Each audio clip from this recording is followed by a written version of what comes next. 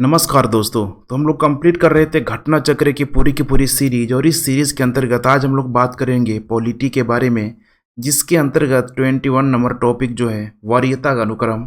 सबसे पहले theory portion को और उसके तत्पश्चात कुछ एमसीक्यू भी हम लोग देखेंगे। बहुत ही छोटा सा पोर्शन है, लेकिन काफ़ी इंपॉर्टेंट है, क्योंकि कितने बार बहुत सारे पदों को दे के यहाँ पे सीक्वेंस के रूप में उसको पूछ लेता है। तो चलिए देखते हैं कि सबसे पहले वरीयता अनुक्रम में कौन पहले आता है और कौन यहाँ पे बाद में आता है। तो थ्योरी पोर्शन में यहाँ पे देख पा रहे हैं, वरीयता अनुक्रम केंद्र एवं राज्य सरकारों में विभिन्न पदाधिकारियों के पद क्रम से यहाँ पे संबंधित है। इसका प्रयोग राजनीतिक समारोहों के अवसर पर यहाँ पे किया जाता है तथा सरकार के दैनिक कार्य में इसका कोई प्रयोग नहीं होता है, क्योंकि फिर ये भेदभाव वाली बात हो जाएगी, ऊपर नीचे, समझ रहे हैं ना इस बात को। इसीलिए आप इसको ध्यान दीजिएगा कि बिल्कुल ये राजनीतिक समारोहों के अवसरों पर इसका जनरली प्रयोग किया जाता है। 26 जुलाई 1979 को इससे संबंधित अधिसूचना जारी की गई, और उसी के समय 26 जनवरी 1979 को यहाँ पे जो भी एक वरीयता सीक्वेंस के रूप में यहाँ पे सजा दिया गया। नंबर 1 यहाँ पे राष्ट्रपति सबसे ऊपर पद, उसके बाद उपराष्ट्रपति, उसके तत्पश्चात प्रधानमंत्री, तब राज्यों के राज्यपाल अपने अपने राज्य में, उसके बाद यहाँ पे भूतपूर्व राष्ट्रपति, उसके बाद उप प्रधानमंत्री, उसके बाद 6 नंबर पे भारत के मुख्य न्यायाधीश, लोकसभा अध्यक्ष। यानी इनका जो है एक 6 नंबर पे यहाँ पे जो वरीयता क्रम होगा दोनों का, लोकसभा अध्यक्ष और भारत के चीफ जस्टिस ऑफ इंडिया, दोनों का पद समान होगा। 7 नंबर पे आप देख पा रहे हैं केंद्र के कैबिनेट मंत्री। ध्यान से देखते चलिए, राज्यसभा एवं लोकसभा में जो विपक्ष के नेता हैं। इसके अलावा नीति आयोग के उपाध्यक्ष, भूतपूर्व प्रधानमंत्री, राज्यों के मुख्यमंत्री अपने अपने राज्य में, इनका सब जो पदानुक्रम होगा समान होगा, इक्वली होगा। उसके बाद से 7 के कौन नंबर में जो बाद में जोड़ा गया, भारत रत्न से सम्मानित व्यक्ति। 8 नंबर में भारत स्थित विदेशों के असाधारण तथा पूर्णाधिकारी राजदूत तथा राष्ट्रमंडल देशों के उच्चायुक्त। अब यही है राष्ट्रमंडल, बहुत इंपॉर्टेंट है। राष्ट्रमंडल देशों के उच्चायुक्त, राज्यों के राज्यपाल अपने राज्य के बाहर, राज्यों के मुख्यमंत्री अपने राज्य के बाहर। तो ये है 7 का और 8। 9 नंबर में यहाँ पे सर्वोच्च न्यायालय के न्यायाधीश।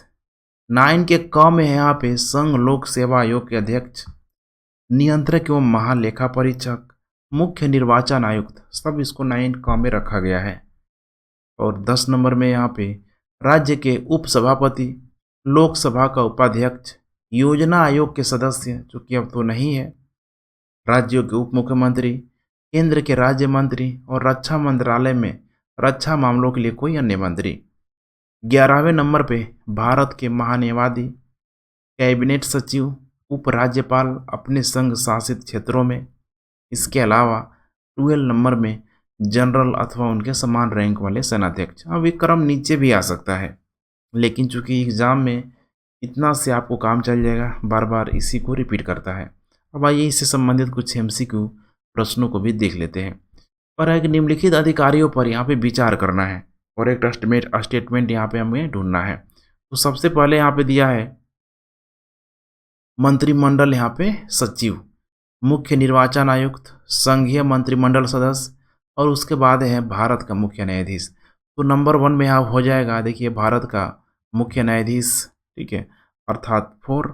उसके बाद संघीय मंत्रिमंडल सदस्य 2 हो जाएगा, मुख्य निर्वाचन आयुक्त यहाँ पे हो जाएगा 3, और लास्ट में हो जाएगा मंत्रिमंडल यहाँ पे सचिव, अर्थात यहाँ पे 4 हो जाएगा। तो बिल्कुल यहाँ पे सीक्वेंस को आप लगा सकते हैं। नंबर 1 में आ रहा है, कौन सा आ रहा है, भारत के मुख्य न्यायाधीश, तो 4 है यहाँ पे। इसके अलावा 3 है संघीय मंत्रिमंडल का सदस्य, देखते चलिए 2 1, इसीलिए करेक्ट उत्तर हो जाएगा यहाँ पे सी। नेक्स्ट, भारत सरकार की प्रथमता सारणी में भारत के मुख्य न्यायाधीश के ऊपर यहाँ पे कौन आता है। देखिए जस्ट क्या बोल रहा है कि भारत के मुख्य न्यायाधीश के ऊपर आता है भूतपूर्व राष्ट्रपति। अभी तो बहुत आसान लग रहा होगा, थ्योरी पोर्शन आप देखे हुए हैं, लेकिन डायरेक्ट जब इस तरह का क्वेश्चन एग्जाम में आता है तो फिर बड़ी समस्या आने लगती है, रिकॉल नहीं हो पाता है जल्दी। नेक्स्ट, भारतीय नयाचार प्रोटोकॉल के अनुसार पूर्वता क्रम में निम्न में से कौन यहाँ पे सबसे पहले है? अब देखिए ऑप्शन 4 दिया है, उप प्रधानमंत्री, भूतपूर्व राष्ट्रपति, अपने राज्य में राज्यपाल, लोकसभा अध्यक्ष। अब यहाँ पे आप बिल्कुल ठीक है, आसान है यहाँ पे, क्योंकि अपने राज्य में जो राज्यपाल होगा, जस्ट समझ रहे हैं ना, मतलब प्रधानमंत्री के बाद से फिर राज्यपाल का नंबर आ जाएगा। नेक्स्ट, भारत सरकार में सबसे ऊंचे पद का सिविलियन अधिकारी यहाँ पे कौन होता है?